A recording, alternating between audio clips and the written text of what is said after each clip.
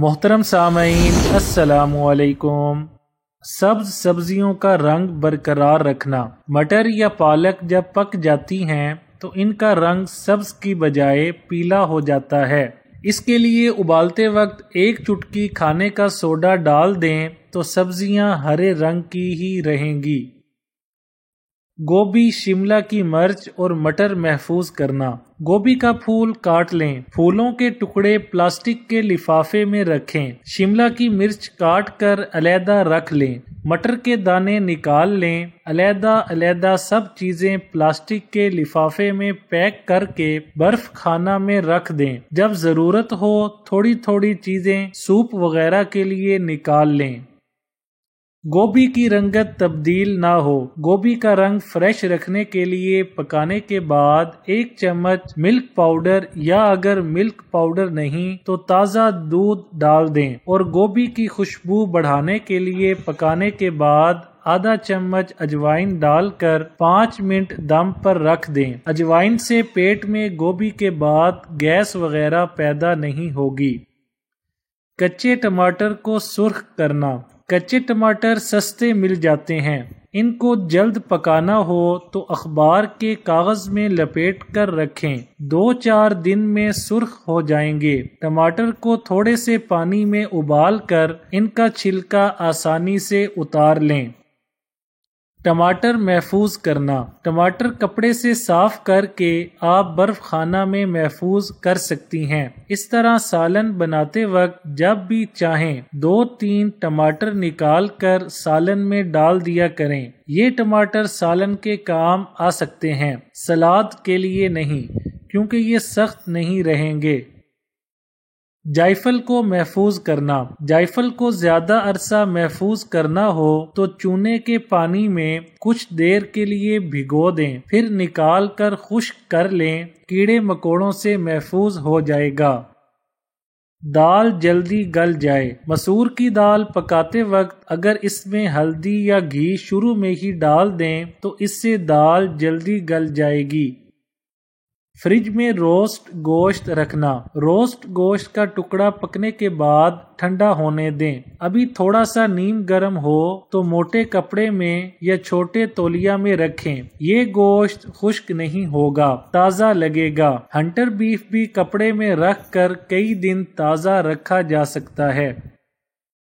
Fridge میں رکھے ہوئے گوشت۔ بکری کا گوشت لفافے سمیت نکالیں تو اسے تھوڑے سے پانی میں بھگو دیں، پھر پکائیں۔ اس میں تھوڑا سا پانی ڈالیں، گوشت جلدی گل جائے گا۔ اگر جمع ہوا گوشت ہانڈی میں ڈال دیا تو وہ سخت ہو جائے گا اور دیر سے گلے گا۔ پالک کا رنگ۔ پالک ابالتے وقت اگر اس میں کھانے کا سوڈا چٹکی بھر ڈال دیا جائے تو پالک کا رنگ اور ذائقہ ٹھیک رہے گا۔ فریج کے سموسے اور کباب۔ گھی گرم کریں اور پھر برف خانہ سے نکالے ہوئے سموسے اور کباب وغیرہ ڈال کر ہلکی آنچ پر تلیں، ورنہ اندر سے کچے اور ٹھنڈے رہ جائیں گے۔ کڑاہی میں احتیاط سے گھی میں تلیں۔ آپ سیدھے توے پر کباب تلنا چاہ رہی ہیں تو توے پر ذرا سا نمک چھڑک لیں، پھر گھی کو گرم کریں اور کباب تلیں۔ اس طرح کباب توے کے ساتھ نہیں چپکیں گے اور سرخ تلے جائیں گے۔ فوری شربت تیار کرنا۔ اپنی برف کی ٹرے میں لیموں کا رس، شکر اور تھوڑا سا نمک ڈال کر جمائیں۔ یہ محلول فوری طور پر لیموں کے شربت کا کام دے گا۔ پتوں والی سبزیاں۔ پالک، میتھی، سرسوں کا ساگ شوق سے کھانا چاہیے۔ پالک میں فولاد ہوتا ہے، میتھی خون کی شکر کم رکھتی ہے۔ اس کے علاوہ شلجم، مولی اور چقندر کے پتوں کے استعمال سے وٹامن اے کے علاوہ کیلشیم، فولاد، فولک ایسڈ اور وٹامن ڈی ملتا ہے، جس سے جسم میں امراض کا مقابلہ کرنے کی صلاحیت بڑھتی ہے۔ آلو کے چپس خستہ رہنا۔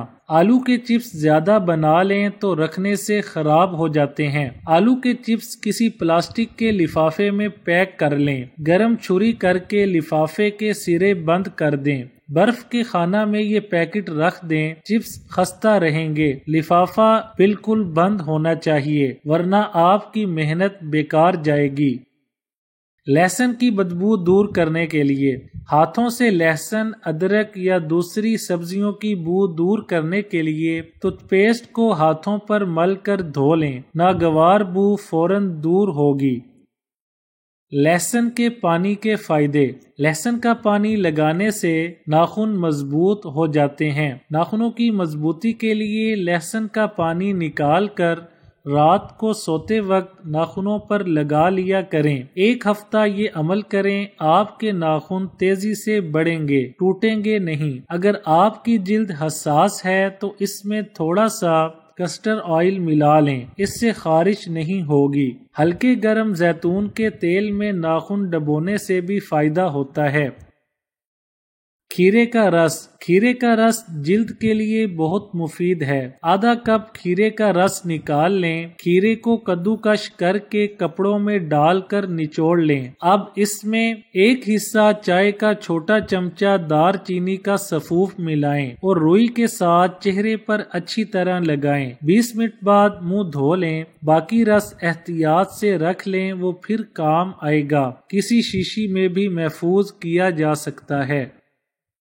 کالی مرچ کھانے والے۔ کالی مرچ کھانے والے خراب آب و ہوا میں بھی بیمار نہیں ہوتے۔ حکماء کا کہنا ہے کہ کالی مرچ روزانہ کھانے کا طریقہ یوں ہے کہ طلوع آفتاب سے پہلے یا سورج طلوع ہونے تک کالی مرچ کے دانے چبائیں۔ جب اچھی طرح دانتوں میں باریک ہو جائیں تو بعد میں دودھ یا چائے یا انڈا وغیرہ کھا لیں۔ انسان کو چاہیے کہ وہ اپنی عمر کے حساب سے اس کو استعمال کرے۔ 4 سال کی عمر والا صرف روزانہ 1 دانہ لے، جبکہ 20 سال والا روز کے 5 دانے چبا کر اور چوس کر کھائے۔ سبز سبزیوں کا رنگ برقرار رکھنا۔ مٹر یا پالک جب پک جاتی ہیں تو ان کا رنگ سبز کی بجائے پیلا ہو جاتا ہے۔ اس کے لیے ابالتے وقت 1 چٹکی کھانے کا سوڈا ڈال دیں تو سبزیاں ہرے رنگ کی ہی رہیں گی۔ گوبھی، شملہ کی مرچ اور مٹر محفوظ کرنا۔ گوبھی کا پھول کاٹ لیں، پھولوں کے ٹکڑے پلاسٹک کے لفافے میں رکھیں۔ شملہ کی مرچ کاٹ کر علیحدہ رکھ لیں۔ مٹر کے دانے نکال لیں، علیحدہ علیحدہ سب چیزیں پلاسٹک کے لفافے میں پیک کر کے برف خانہ میں رکھ دیں۔ جب ضرورت ہو تھوڑی تھوڑی چیزیں سوپ وغیرہ کے لیے نکال لیں۔